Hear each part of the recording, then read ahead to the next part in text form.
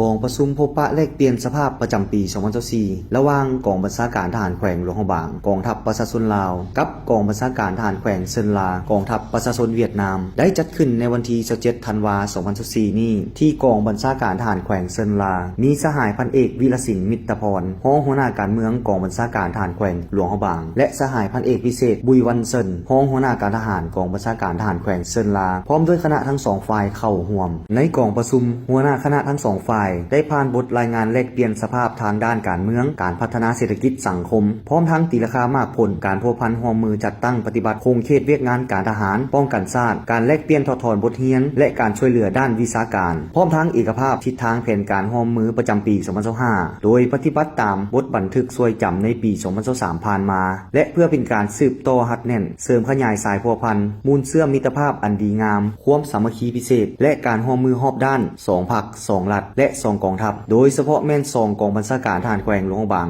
กับแขวงเซินลานับมือแน่นแฟนยิ่งขึ้นกองประชุมครั้งนี้คณะผู้แทนทั้ง2ฝ่ายได้เห็นดีเอกภาพตีราคาสภาพความสงบด้านการเมืองขอบเขตทั้ง2แขวงรับผิดชอบแลกเปลี่ยนข้อมูลข่าวสารเรื่องงานเก็บกำสภาพการต่างๆที่เกี่ยวข้องเพื่อสะดวกในการแจ้งสภาพและแก้ไขปัญหาทันสภาพการสืบต่อเพิ่มทวีการจัดตั้งโฆษณาศึกษาอบรมให้พนักงานนักรบฐานแถวกำลังประกอบอาวุธและประชาชนบรรดาเผ่าขอบเขตชายแดนได้รับรู้เสริมซึมตัวแนวทางของพรรคยกสูงสติปฏิบัติระเบียบกฎหมายชายแดนเสริมขยายสายพัวพันมิตรภาพอันเป็นมูลเชื่อน้ำใจสามัคคีพิเศษของสองชาติลาวเวียดนามเพื่อพร้อมกันตั้งหน้าเคลื่อนไหวประกอบส่วนก่อสร้างเส้นชายแดนระหว่าง2ประเทศก็คือ2แขวงหลวงพระบางเซินลาให้กลายเป็นชายแดนแห่งสันติภาพมิตรภาพและร่วมมือกันพัฒนาก้าวสู่ความรุ่งเรืองศรีวิไลคณะทั้ง2ฝ่ายได้ร่วมกันเซ็นบทบันทึกช่วยจำประจำปี 2024 ร่วมกันอีกด้วย